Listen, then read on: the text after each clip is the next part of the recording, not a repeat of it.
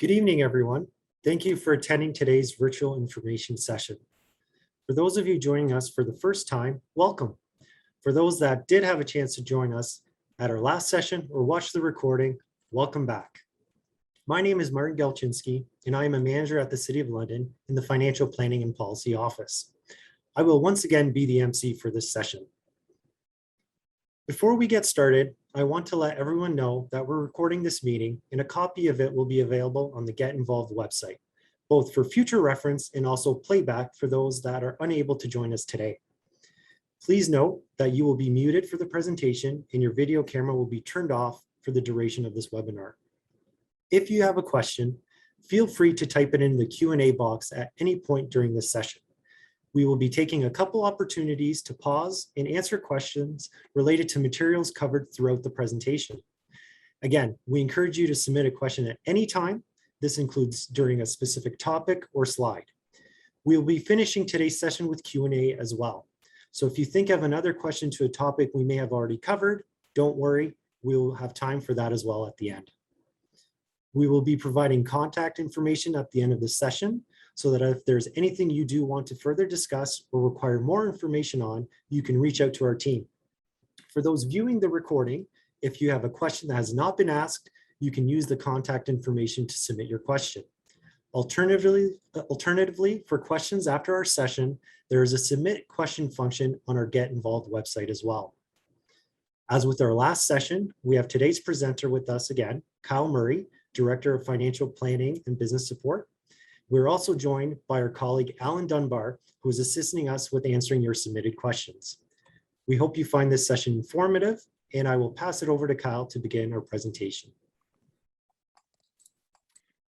Thanks very much, Martin, and thanks to everyone for joining us tonight. As Martin mentioned, for those of you who are joining us once again, thanks for tuning in. Last session covered budget basics primarily, and this session will get into more details on the 2020 to 2023 multi-year budget and how decisions are made throughout the budget process. So for today's agenda, we thought we'd cover an overview of the structure of the budgets. We'll recap for you where we are in the multi-year budget process. We'll take the opportunity to pause for some Q&A at that point. We recognize that there's an awful lot of material that we'll be covering today, so that will give an opportunity for you to jump in and clarify any questions that you might have at that point. I will then move on to a bit of an overview of the property tax supported budget, the water budget, and the wastewater budget as well. And again, we'll pause for some more Q&A at that point as well. We'll then talk a little bit about how you can get involved in the budget process and how decisions are made in the budget process as well. We'll give you a bit more information on upcoming virtual information sessions. And then last but not least, again, take some more Q&A if there are any questions. And I will apologize up front. I will be looking away from the camera at times to access some other information or materials that I'm going to share with you. So I apologize in advance, but that's why you'll see me looking away at times. So let's get into it. So if you'll recall from the first virtual information session, for those of you who were with us for that session, there are three budgets that we prepare annually. The property tax supported budget, the water budget, and the wastewater and treatment budget. So let's dive a little deeper into understanding the budgets and how they are structured. So all three of our budgets, the property tax supported budget, the water budget, as well as the wastewater budget, are presented as service-based budgets. But what does this mean? Well, the focus is on showing expenses and revenues of the budget based on the services provided, rather than the organizational structure of the corporation. And why do we do this? Well, primarily because it's easier for residents to understand what services their tax dollars are going to fund. Presenting a budget on an organizational or departmental basis doesn't really provide the same level of clarity of how much specific services cost. So the budget structure that we use is really to optimize the understandability of the budget for the reader. So as we navigate through some budget details this evening, the way in which the budget is summarized in groupings is important to understand. So the three groupings to remember are service program, service grouping, and service. So as you can see on this slide, there are 10 service programs that we utilize, which are further broken down into 41 different service groupings and even further broken down into 90 different services, more than 90 different services actually. So let's look at an example, and we'll see more of this as we progress through tonight's presentation, but let's use fire as an example to illustrate how the structure of our budget works. So fire is part of our protective services service program. Fire services itself is the service grouping, which is the next level down. Within fire services, taking it down to the next level, there are two specific services delivered by fire, that being fire and rescue services, as well as fire prevention and education. Going back to the protective services service program, you can see on this slide that there are a number of other groupings with their own related services within this broader service program. So hopefully this provides some helpful context as we go through the rest of today's presentation. And as well, when you leave here today and do hopefully some further background research on the City of London's budget, this will give you some greater context into how our budget is structured and make it more understandable as you work through that material. So similarly for the water budget, there are a number of different service groupings within this budget as well. So specifically, there's water engineering, there's water operations, there's the purchase of water, and there's water general administration as well. And as you'd expect, it's a similar story for the wastewater budget. So they're under the wastewater budget, the service groupings are sewer engineering, sewer operations, stormwater management, wastewater treatment operations, wastewater and treatment general administration, as well as the wastewater portion of conservation authority costs as well. So as we discussed in our previous webinar, there are operating and capital costs in all three of our budgets. The capital budget deals with the physical assets that the city owns. So these are items that are not consumed in a short period of time, such as utilities or road salt, which would be consumed in a very short period of time, but rather capital items provide usefulness over the long run. So think of buildings and roads and facilities and so on. So the capital budget also has a unique, distinct categorization as well. So life cycle renewal projects are projects that maintain the city's assets. So think of this as replacing and fixing existing equipment or buildings or infrastructure that the city already has in place. Growth is construction of new assets as the city grows.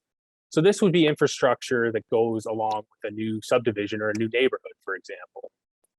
And the third category is service improvement. So you can think of this as improving or enhancing an existing asset to increase its productive use.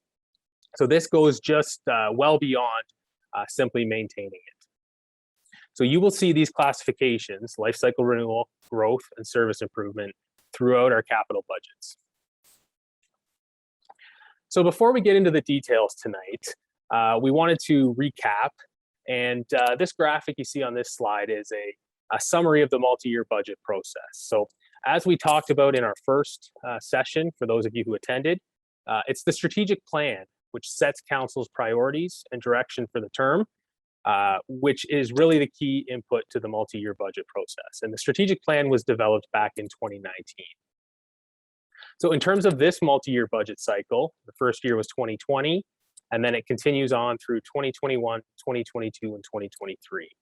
So we're now currently coming up to the 2022 annual budget update, and that budget update will cover the remaining years of this cycle, specifically 2022 and 2023. And we are doing the work on the 2022 annual budget update now so that the budget is in place before we get to 2022. So let's take a pause here, and we wanted to check in and see if there are any questions at this time.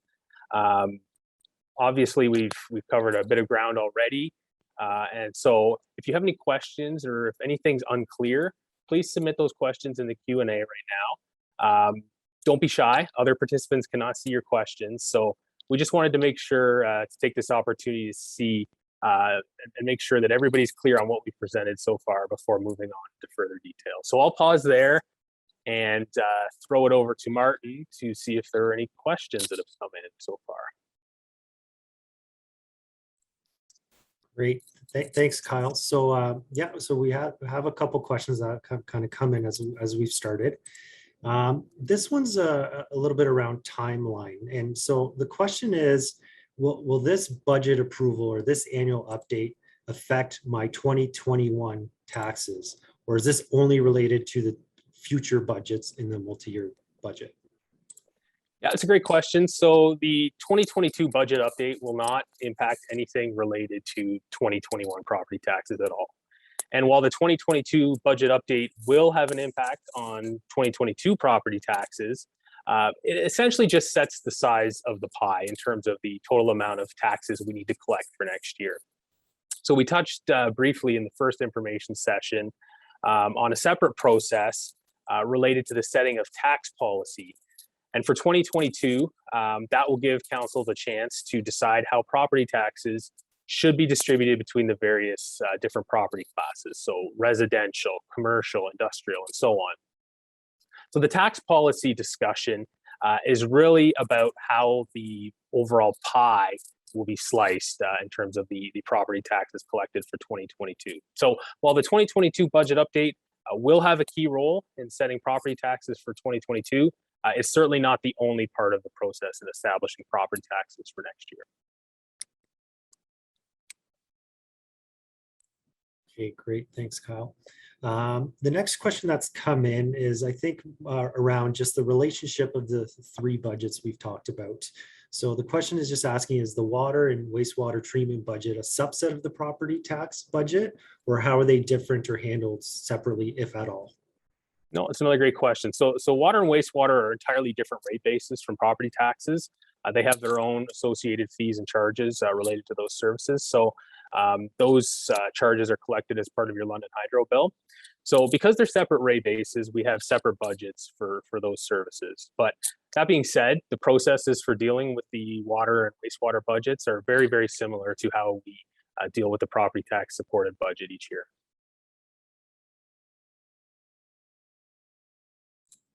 Great, thanks, Kyle. So a question has come up, and I think we covered a little bit of this in our first session, but maybe it might be helpful for a quick recap. Just the relationship of assessed value, or just basically as we see housing prices in London, and what impact that has to our taxes. Yeah, no, it's another great question, and as you mentioned, Mark, we did touch on it in the first session, and there's a great video on our website. You can find if you go to the getinvolved.london.ca website, and you can find our finance flick section, and there's a great description in there as well. But the short answer is, in and of itself, assessed values do not directly necessarily impact property taxes. So, you know, the assessment process occurs every few years. And as part of that process, the assessed value for all properties in the city are recalculated. Now, common misconception that we often hear is that, oh, assessed values are going up, therefore my property taxes are going up. Well, that's not at all the case. Typically what happens is, you know, we have a set pie or a finite amount that we have to collect to provide the services of the city. So in terms of the updated assessed value, basically what happens is we take that same amount of the pie and it just gets distributed differently according to the updated assessed value. So where assessed value can come into play is in a relative fashion, or on relative terms. So if the assessed value of your property increases greater than the average of other properties in the city, then there might be a greater impact to your property taxes. On the flip side, if your assessed value increases less than the average for the city, then you would correspondingly see a lower property tax increase as well. So the assessed value of homes does not have a direct impact necessarily on the amount of property taxes collected.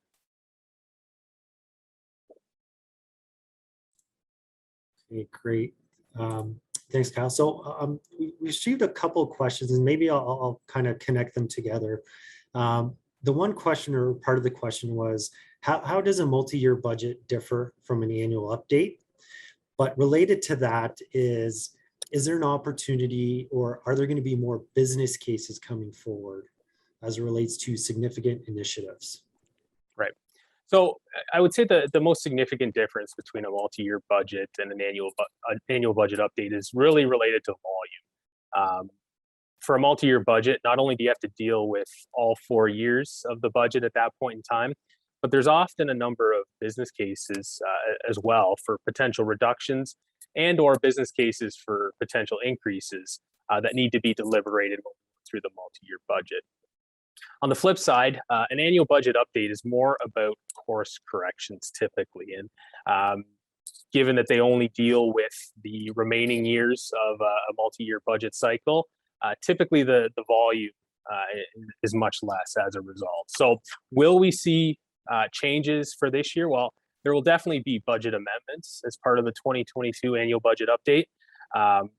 But generally speaking, the more significant things are dealt with as part of the multi-year budget process. But that being said, that's not always the case. So you saw previously that there's a category of budget amendments that can come forward in relation to new council direction. So it's therefore possible that new initiatives could come forward as part of an annual budget update in the form of a budget amendment, if so directed by council. So I would anticipate budget amendments for 2022, but in relation to the multi-year budget, definitely a much lower volume than we see through that process.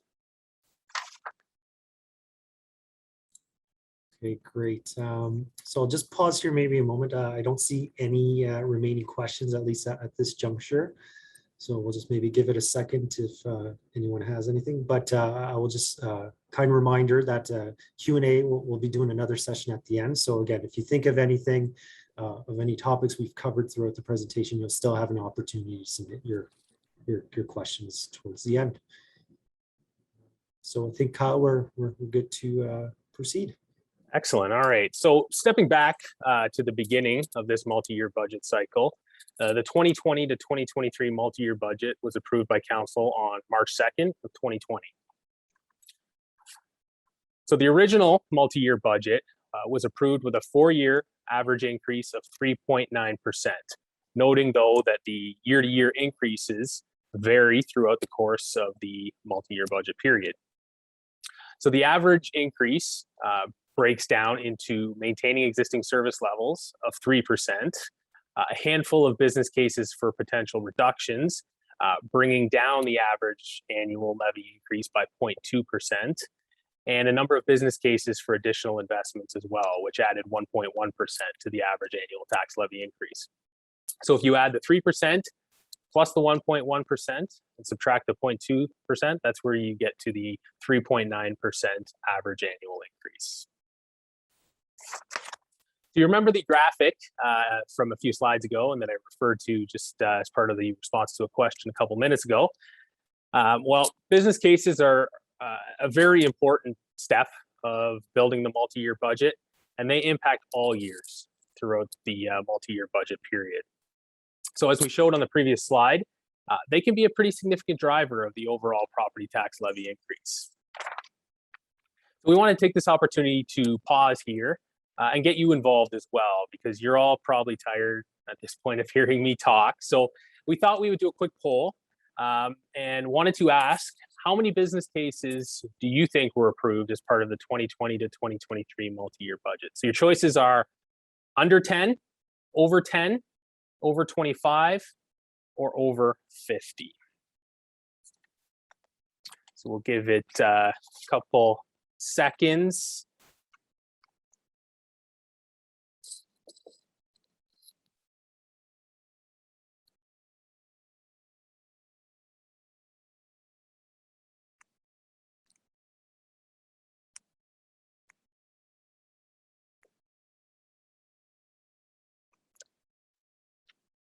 So again, how many business cases were approved, do you think, as part of the multi-year budget? Under 10, over 25, or over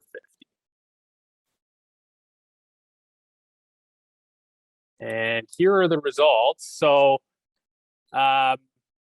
we had pretty interesting distribution of responses here. So 13% for under 10, 13% for over 10, 38% for over 25, and same 38% for over 50. So that is interesting. And the correct answer is over 25.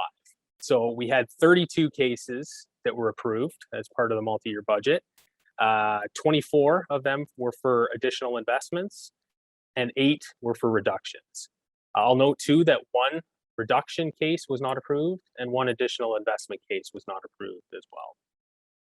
So we won't go into the details of each specific case. We'll let you do that as some homework after tonight's session. But why don't we take this opportunity to navigate to our approved budget and to have a look at the business cases that were approved, at least a summary of the business cases that were approved. So as you can see, I've accessed our approved 2020 to 2023 multi-year budget document here, and this is a summary of all business cases that were approved. So you can find this on page 29 of our approved 2020 to 2023 multi-year budget, available on our website. So again, you can peruse these details after the session, but as you can see, some of the more significant business cases on the list include the 60% waste diversion action plan.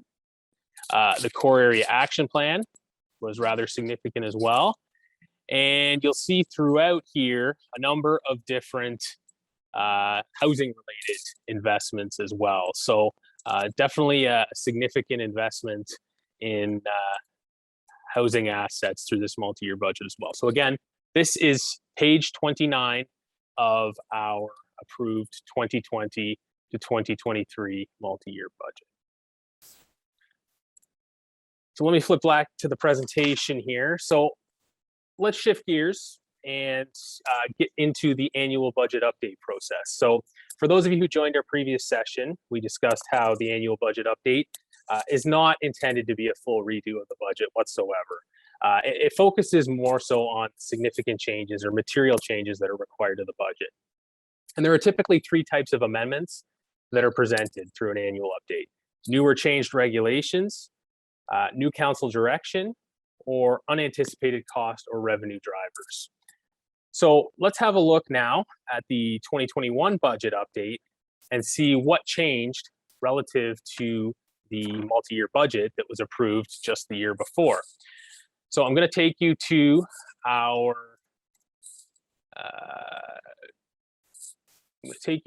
2021 annual budget update, if you bear with me. And you can see here a summary of the amendments that were approved as part of the 2021 annual budget update. So these can be found on page 15 of our approved 2021 annual budget update document, which again is accessible through our City of London website. So the 2021 budget was approved January 12th of this year, and there were 11 amendments approved, 9 of which were operating budget amendments, and 2 which were capital budget amendments, as you can see in this table as well. So once again, encourage you to go and peruse the details of the 2021 budget update and the amendments that were approved last year. Again, totally accessible through our website, as well as the getinvolved.london.ca website as well. So shifting back to our presentation. So how did these amendments impact the budget? So as you can see, the 2021 amendments move the previously approved tax levy increases approved through the MYB that was approved in 2020. And even though this was the 2021 update, it does impact years 2022 and 2023 as well. So on this graph, the gray line, the gray dotted line, is what was previously approved during the 2020 to 2023 multi-year budget. And the blue line is the amended budget approved through the 2021 annual budget update. So you can see that the 2021 increase was reduced from 4.4% to 3.4%. So actually a 1% reduction to the 2021 tax levy increase. The 2022 increase jumped from 3.4% to 3.9% because some of the amendments that we brought forward in the 2021 budget update They reduced the 2021 tax levy increase, but they deferred that increase to 2022, and therefore must be reflected in the 2022 budget. 2023's increase as well is slightly higher than it was approved through the multi-year budget at 3.5% instead of 3.3%. So for the property tax budget, one very important thing to note is that the budget has various revenue sources. So this slide provides a bit of a breakdown of the latest figures for the 2020 to 2023 multi-year budget. So as you'd expect, property taxes are the major revenue source in the property tax supported budget. And that represents almost 2/3 of our total property tax supported budget revenues. But there are other revenue sources as well, such as user fees and grants from other levels of government as well. So it's not strictly property taxes, although the majority does come from property taxes. So how do those revenues get spent? Well, this slide is a bit of a snapshot of the total multi-year budget expenditures for 2020 to 2023, broken down by service program, which you'll recall from earlier in today's presentation is the highest level of categories into which we categorize the budget. So as you can see, most of our budget, or at least more than half, is in social and health services, protective services, and transportation. So social and health includes housing, includes long-term care, so the Dearness Home. It includes London's share of land ambulance costs, London's share of the Middlesex London Health Unit budget, as well as social and community support services. So that would include both Ontario Works as well as homeless prevention services. Protective services, we talked about that a little bit before, but that's primarily driven by costs related to fire and police. And transportation services, as one would imagine, is our roadways, but it also includes the costs of operating the London Transit Commission as well. So here's a bit of a summary of the capital budget expenditures divided by those three categories that we talked about earlier: life cycle renewal, growth, and service improvement. So as you can see, the bulk of our capital expenditures are in the life cycle renewal and growth categories. And I'll just note as well that while these figures, at least the first column there, provides the 2020 to 2023 totals, given the long-term nature of capital expenditures, we also maintain a rolling 10-year capital plan as well. So as you can see, there's the totals for 2020 to 2029, the 10-year capital forecast. So it's time for another poll question, and we're going to make this one really easy for you. It's going to be a simple yes or no answer, but the question is, do you know how your property tax dollars are allocated? Yes or no? So we'll get that up on screen. I suppose there's a third answer, which is I'm not sure. So we'll give you that third option as well, but hopefully we can get a yes or no response from you. So we'll give it a couple minutes.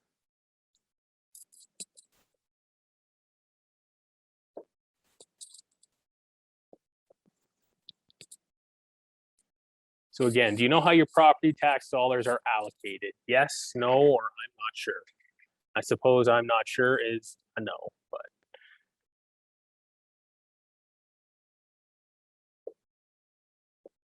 So just give it a couple seconds. Give everyone a chance to respond. And we'll be getting the results shortly, and here we go. So hey, this is great. A majority is in yes, so that's fantastic. Yes, won with 44%, no 33%, and I'm not sure 22%. So for those of you who answered no or I'm not sure, that's totally fine, but hopefully we can get you into the yes category by the end of today's session. So for those of you who aren't sure, here's a bit of a daily breakdown of some of the major areas of how our budget is spent. And overall, the average daily cost of municipal services is $8.57 per day. So this graphic you see on the slide here is a graphic that we receive a lot of really positive feedback on, because it really translates, I think, the cost of municipal services into a relatable daily amount. So, you can compare this graphic to the old cup of coffee analogy, and you can really see that the cost of many municipal services is really quite minimal in the grand scheme of things. So let's now jump to a tool where you can get a better sense of how your property taxes are allocated as well. So we've developed an online tool, and I'll share this with you now, which is called the Property Tax Breakdown Calculator. So again, you can find this link on our City of London website, as well as the Get Involved website as well.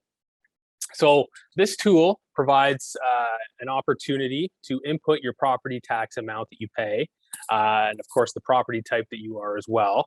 And it provides a breakdown of how your property taxes are allocated. So you can find your tax amount on your final tax bill or on your related mortgage statement. So let's do a bit of an example here. So let's assume you're a residential property, and let's assume your property taxes that you pulled from your final tax bill are $3,000 per year. So we'll enter that and we'll hit calculate.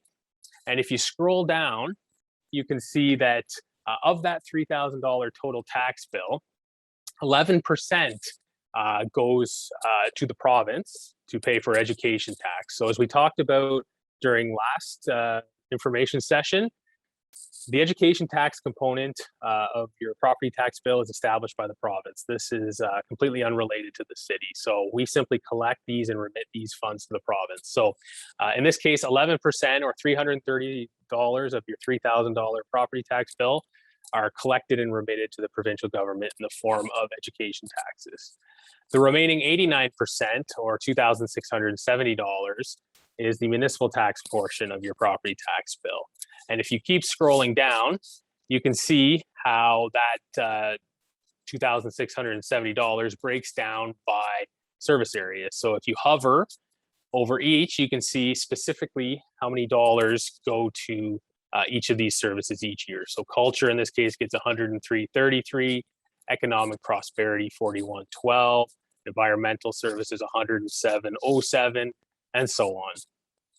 If you want even further detail, you can keep scrolling down, and if you click on the plus signs here, you can blow out each of those categories into a little more detail and get an even further detailed breakdown of where your dollars go to. So for a culture, of the $103.33 annually, 80 cents goes to Centennial Hall, $9.61 goes to arts, culture, and heritage advisory and funding, and so on and so forth. And that breakdown is available for all of the various service areas as well. So I think a very cool tool, a very powerful tool, and one that I'd certainly encourage you to check out if you get the opportunity to do so.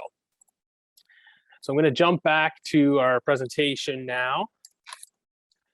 So into the water and wastewater treatment budgets now. So the timing of these budgets, they align exactly the same with the property tax supported budget. So the multi-year budget was approved on March 2nd, 2020, and the 2021 annual budget update to the water and wastewater budgets was approved by council on January 12th of this year. So let's start with water and dig into the most recent budget update. So there's not many changes on the water side between the multi-year budget and last year's budget update. So the 2020 to 2023 multi-year budget was approved with an average annual rate increase of 2.5% for this cycle, and that didn't change through the 2021 budget update. The major source of revenues for water are water usage charges, which are variable depending on how much water you use each month, as well as infrastructure charges, which are fixed monthly charges that you'll see on your monthly water bill as well. So again, you can find these charges on your London Hydro bill that you receive each month. On the expense side for the water budget, here's the breakdown on this slide. So note that the largest two expenditures are for the upkeep of infrastructure. So that's reflected in the capital funding and debt servicing category, as well as the purchase of water. So London purchases water from the Lake Huron primary water supply system, as well as the Elgin area primary water supply system. So interestingly, capital financing costs and purchase of water for the water budget comprise almost 3/4 of the total water budget. So a pretty significant chunk of the water budget goes to just those two categories, as you'd expect, though, particularly on the infrastructure side.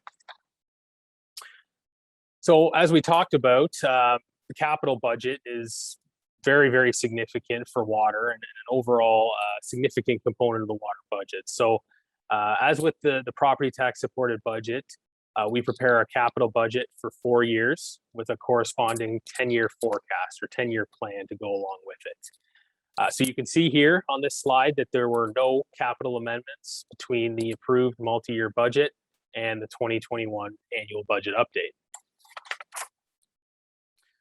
So moving on to the wastewater budget, there was one budget amendment that actually occurred through the 2021 annual budget update. So as part of the multi-year budget, certain expenditures related to Conservation Authority programs and services, so these would be services delivered by Upper Thames River Conservation Authority, Lower Thames Valley Conservation Authority, and the Kettle Creek Conservation Authority. Some of these costs were shifted from the property tax supported budget to the wastewater budget to better align with the nature of those costs. Having said that, though, with the onset of COVID-19, the related changes to actually implement that move were not implemented in 2020 as we originally planned, but we actually ended up delaying those changes to 2021. So as you can see here, the rate increase that was originally planned for 2020 of 6% was actually shifted and slightly reduced out into 2021. This also had the effect of slightly reducing the 4-year average annual rate increase for wastewater from 3.4% to 3.2%. Okay, so now a breakdown of the wastewater budget's revenue sources. So as you can see, similar to the water budget, wastewater usage charges, which again are variable depending on how much you use, is the primary revenue source. But also there is the storm drainage charge and the wastewater infrastructure charge, which are both fixed charges and do not vary based on consumption. And again, you will find these charges on your monthly bill from London Hydro. On the expenditure side for wastewater, and again, very similar to water, capital funding and debt servicing are a very significant component, and in this case, make up almost 60% of the total wastewater budget. So as with the water capital budget, the wastewater capital budget did not have any amendments in the 2021 budget update. So that's why you see a lot of zeros on this slide. So nothing changed through the 2021 budget process for the wastewater capital plan. So let's take a quick pause here. You've seen me jump around a lot to various documents already. So I just wanted to briefly kind of walk you through on our website where you can find more information, or if you want to review anything in more detail, where you can access that information. And our website has all of the relevant budget materials easily accessible. So if you go to our website, london.ca, and you click on government, you can scroll down and click on property tax and finance. And this will bring you to the spot where you can access the municipal budget page, which will then provide all of the materials you could ever ask for as it relates to our budget. So we have information here related to our annual budget update. So right now, this only includes materials related to the 2021 budget update. But of course, once the 2022 budget has been tabled, you'll be able to access that here as well. If I go back very briefly, you can access the 2020 to 2023 multi-year budget here as well. So all of the supporting materials are here. And last but certainly not least, you can access our business plans through this website as well.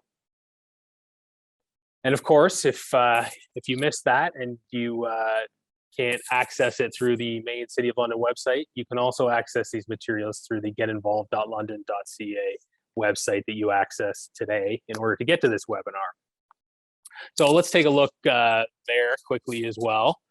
So here's the Get Involved webpage, and you would have clicked here to register for today's session. We outlined some key budget dates in the process for this year.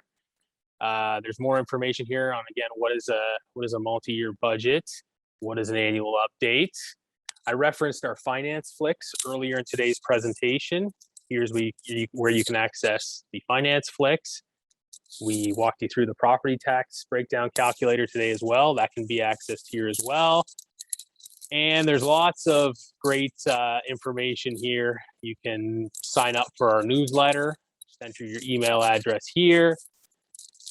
There's links to the materials that we just walked through and FAQs as well. So lots of great material on the Get Involved website as well.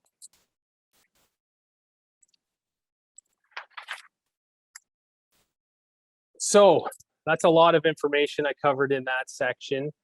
This is probably another good place to pause and see if there are any questions that have come in, Martin, on any of the three budgets and the details that surround them. So again, if there are any questions, please do use the Q&A function in Zoom. Yes, thanks, Kyle. Absolutely. So I'll echo those comments. Thanks for the questions that have been coming in. So we encourage you to use that Q&A function. Also mention, I've noticed a few attendees have been raising their hands. So if there's even a topic you might want us to go back to as well, you can submit that through the Q&A as well. So Kyle, there's one of the questions that's come in is related, I think, to the 4-year average. So the question is, if the multi-year budget was set at 3.9%, why is it fluctuating year to year?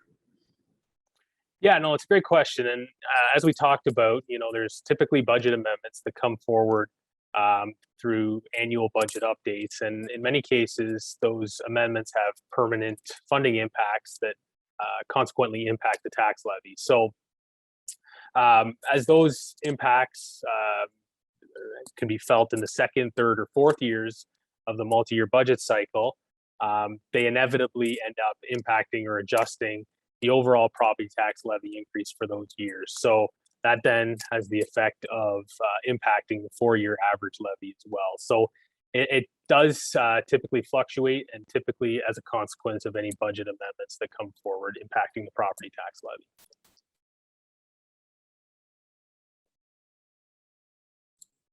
Great, thanks, Kyle.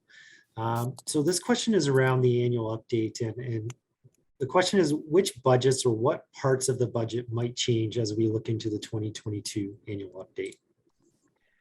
Yeah, so I don't want to spoil too much for our November session, but there are likely to be both operating and capital budget amendments, and those amendments could impact the property tax supported budget as well as the water and or wastewater treatment budgets. So like I say, I don't want to get into those details yet. I need something to encourage you to come back for our third information session in November, but we'll walk through the specifics of those amendments in the next session.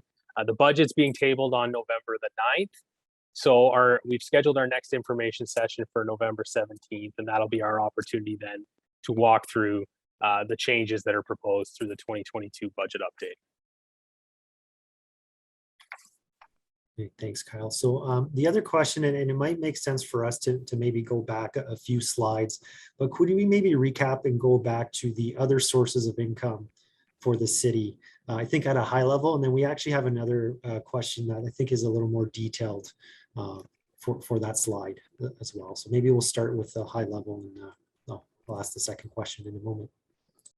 Sure. So I think this is the slide that was asked or questioned, and I think I'll mention that this is specific to the property tax supported budget as well. So this does not include the water budget or the wastewater budget, but generally speaking, 65% of the total revenue comes from property taxes, 5% from user fees, 22% from government grants and subsidies, and 8% is other miscellaneous municipal revenues. Great, thanks, Kyle. And so I think we have another question that relates to this and combines a little bit of the expenditures we talked about as well. So where do we go, or how would we find information if we wanted to get a little more detail, or let's say link these funding sources to a service program or grouping? This is kind of the global picture, but if we wanted to drill down and see, well, what did the proportions look like maybe as it relates to specific, program or grouping, and the example was given as Ontario Works. Sure. No, it's absolutely a great question, Martin. So the one source that comes to mind for that is detailed budget information that we post on our open data portal on our City of London website. So if you go, maybe I'll share my screen here. And if you go to our City of London website and you search for open data, it will take you to this page. And if you scroll down, you can go to budget data. And this will allow you to dig into detailed budget data. It specifically breaks it down in more detail by what we call object of expenditures. So this would be things like, personnel costs, materials and supplies, purchase services, as well on the revenue side, for property tax revenues or net levy supported revenues or user fees or grants. So if you scroll down here, you need to find it because there's a number of years of historical information here as well. You will find, I promise, the data for both our operating and our capital budgets. And here's 2021. So if you click on this, it will allow you to download a spreadsheet which provides lots and lots of information broken down as we talked about in terms of the various object of expenditure categories that should give that level of detail for the specific services in question. So hope that answers the question, Martin. Great, thank you. And it looks like we have one more question on kind of this segment or this topic. It looks like there's some services missing. Victoria Hospital or LHSC is one that's come up as an example, or the airport. Where are those? And I think it might be reference to the daily breakdown graphic. Sure. So they're missing because those services are not delivered by the City of London. So the hospital system is a provincial responsibility. So it's not at all related to the municipal budget. And the airport, they're a completely separate organization as well. They have their own governance structure, their own financial structure. And again, they're completely unrelated to the City of London. So that's why they're missing from the breakdown. They're not City of London services. Okay, great, thanks. So yeah, I think that covers the questions that we've had submitted thus far again. So I think we're good to proceed. And again, just a kind reminder, everyone, there'll be another Q&A pause towards the end. Okay, so let's shift gears one last time here. And now that we've spent some time talking about the budget through to the 2021 budget update, let's spend some time now talking about how you can get involved. So to transition into this topic, let's do another poll. So this question is, which, if any, of the following methods have you used previously to get involved in the city's budget process? So your options are attending a public participation meeting, connecting with your counselor, attending a previous budget session or on offer by the city's budget team, or the fourth option is I've not yet had an opportunity to engage on the budget yet. So I'll give you a minute to submit your answers.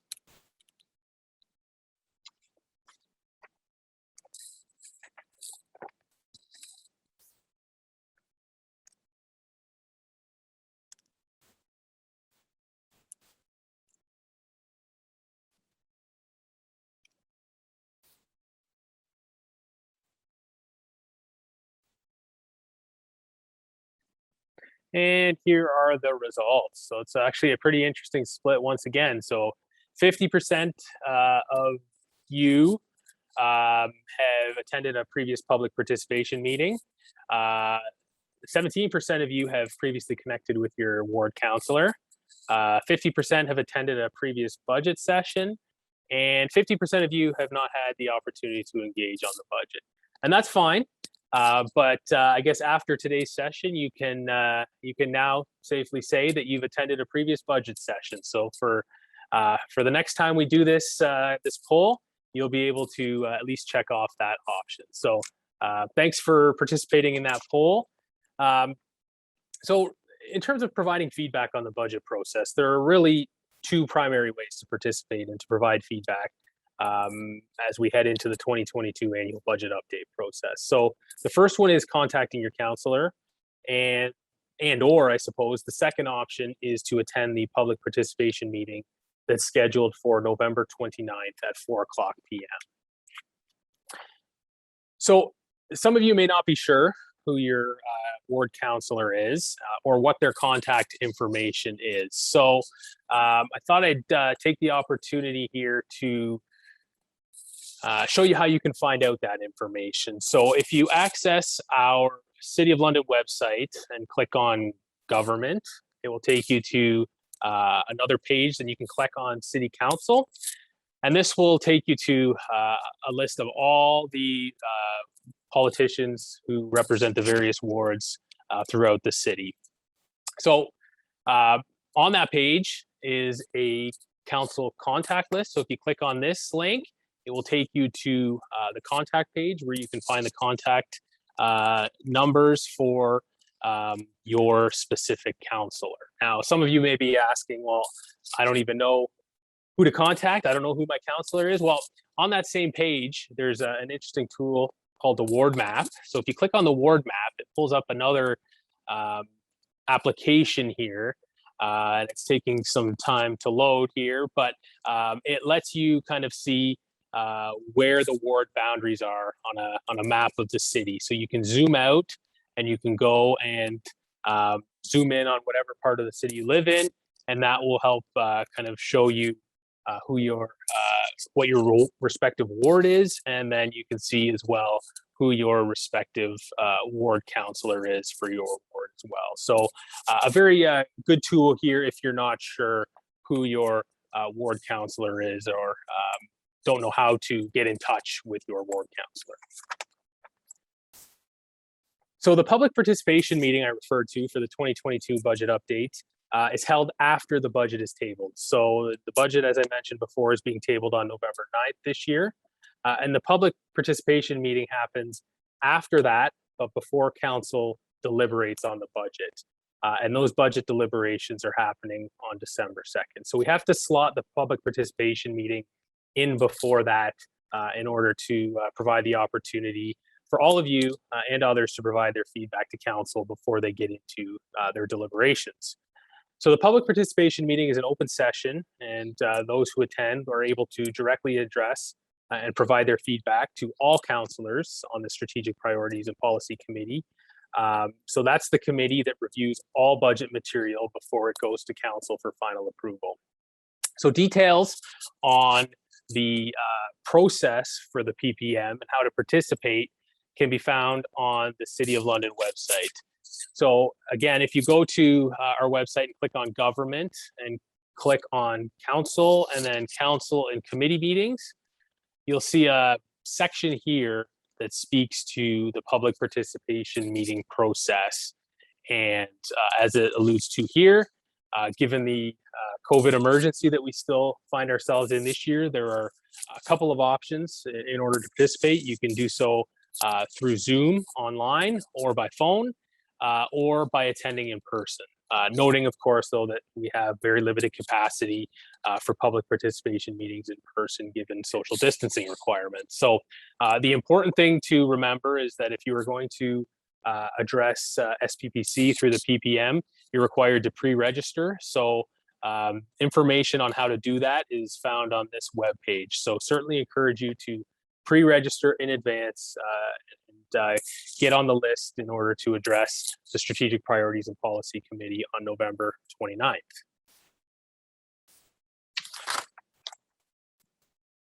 So why are the previous methods of providing feedback on the budget the best ways to provide feedback? Well, it's because ultimately council are the decision makers, and they are the ones who need to decide what their priorities are and what they want to support through the budget process. So by connecting with your ward councillor or by attending the public participation meeting, you're directly addressing the decision makers. So that's really the key. It's important that you make your voice heard to those who are actually making the decisions on the budget.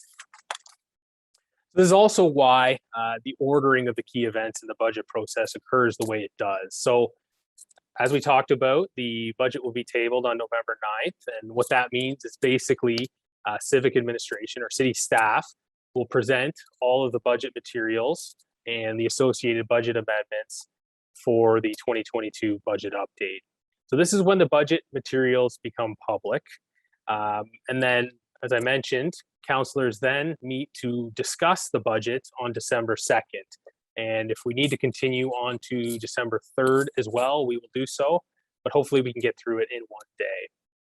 So budget deliberations on December 2nd is where councillors discuss, they ask questions, they ultimately vote on all of the budget amendments that have been put forward through the budget update. And ultimately, the committee's recommendations are then forwarded to council for their meeting on December 21st in order to formally approve the budget. So the key time period for providing your feedback into the budget process is really between the tabling of the budget on November 9th and the deliberations that start on December 2nd. So this is why it's critical that we hold a public participation meeting on November 29th. So again, other than contacting your counselor, I'd strongly encourage you to take the opportunity to attend the PPM and provide your feedback and make your voice heard. It's a key window to get involved in the process. I'll mention too that a similar process is followed for the multi-year budget, but as we talked about earlier tonight, it's typically a much more heavy volume process that we go through for the multi-year budget. So I think the annual update process is a perfect way, if you haven't been involved in the budget process in the past, it's a perfect way to get involved when it's more manageable, the materials are fewer that you need to review. So I'd certainly encourage you, if you haven't been previously involved, take the opportunity this year to get involved in the 2022 annual budget update. And then you'll know what to expect as we progress through the 2023 budget update and then ultimately on to the next multi-year budget as well. This is also why our third and final upcoming information session for the year is scheduled for November 17th. So we'll be going through the 2022 annual budget update in that session. We'll present the materials in more detail, including the amendments. So this will be the opportunity for you to learn more on what's been put forward through the budget process before council begins its review. So if you're looking to provide your feedback through the PPM or through your counselor, this is your opportunity to get more information on the budget and get some further background to support your discussions, either with your counselor or at the PPM. So you'll be able to access this session through the same Get Involved page that you came to join in today's session. And we're planning the session on November 17th to begin at 6 p.m. in the evening as well. We've covered a lot of ground today, but this does bring us to the end of the presentation portion for today. So again, here are some key links to further information if you're looking to dig into our budget materials in more depth. You'll also find useful information and links to the materials on our Get Involved page as well. I encourage you to sign up for our newsletter to continue to receive updates about our budget process throughout the year. So again, our contact information is on this slide as well. If you think of any questions after this session, or if you're watching a recording of this session, or you go away and you review some materials in more information and you have further questions, do not hesitate to contact us. Do not hesitate to reach out. We're happy to answer any questions and help you understand our budget in more detail. So with that, Martin, I'm happy to jump into any further questions that might have come in through this last segment. Great. Thanks, Kyle, and thanks for the submitted questions. So again, reminder, you can submit your questions in the Q&A. So one question's come up is, it's kind of a two-part question. What if I think we are spending too much or too little on a service? What can I do to change it? Or in other words, can I specify where or which services my taxes are paid into? Unfortunately, no, we do not have that option. If we provided that option to all 400,000 plus residents in the city, that would be quite an undertaking. But no, you unfortunately cannot pick and choose what services you want your property taxes to go and fund. However, I would strongly encourage you to contact your counselor to express your views on which services are important to you, or conversely, which services are not as important to you. This will certainly be helpful to them as they make their decisions on the budget on your behalf. Thanks, Kyle. So we received a comment and a question, I think, related to the same topic. And I think it ties into your response here is the one question was around my counselor has actually resigned. So what do I do? And I think someone just noted, and I think when we were just going on the website, is that some of the counselors there may have stepped down. And I know there's conversations happening right now at committee and council level. So perhaps we can touch on who do we contact if potentially our ward we're in a ward that one of the counselors may have just recently resigned or stepped down. Oh, it's a great question, and it's not a question that we fortunately have to deal with every year through every budget process. So it's definitely a bit of a challenge for those who are in those wards that their counselors have stepped down. So the best advice I can provide is encouraging you to provide your feedback through the public participation meeting on November 29th. That will ensure that your input gets cascaded out to all of the counselors. So that's an opportunity to address the remaining counselors directly as well. So I'd encourage you to do that. The other alternative, if you do not wish to do that, is to contact the counselor's office admin here at the city. And the email address to do that is counselorsadmin@london.ca. So that's again, counselorsadmin@london.ca. And they'll be able to direct your question to another counselor for review and follow-up. So that would be my recommendation for those of our participants who are in those positions and their counselors have stepped down. Thanks for that, Kyle. So next question we received, I think might relate back to a topic we covered in the presentation, but earlier in the presentation, but where will the budget land for 2021? Are we going to have a surplus like we did last year? And do we get that money back, or is there a refund process? Sure. Surplus? Yeah, no, absolutely. So we recently presented our 2021 mid-year budget monitoring reports to the Corporate Services Committee back on September 20th. So as part of that process, we communicated that we're forecasting a surplus for 2021 in the neighborhood of around $11 million.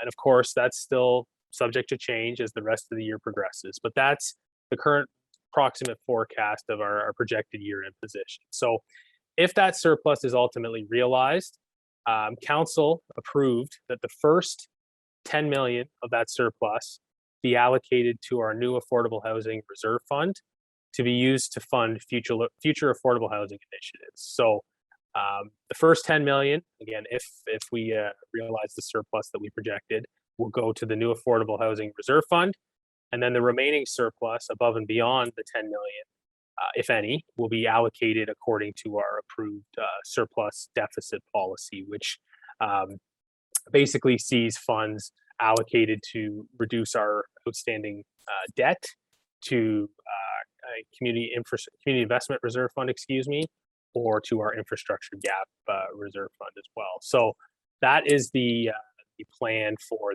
the projected year-end surplus, if of course it's realized. Great, thanks, Kyle. Changing gears a little bit back to feedback. Is it better to contact my counselor or attend the PPM? So I guess, is there a better or worse option if you want to provide feedback? So honestly, you can do either or both. Either are great options. Contacting your counselor directly, I guess, gives you the one-on-one contact with your representative on council. So, that's the individual who ultimately be making the decisions on your behalf when it comes to budget deliberations. So, for that one-on-one contact and the opportunity to provide that one-on-one feedback, that's definitely the way to go. On the flip side, if you attend and address the public participation meeting, either by providing a verbal submission or a written submission, that feedback is then shared or received by all counselors. So both are great options. You can do both. Neither is better than the other. They're both great ways to make your voice heard in the process. Great, thanks, Kyle.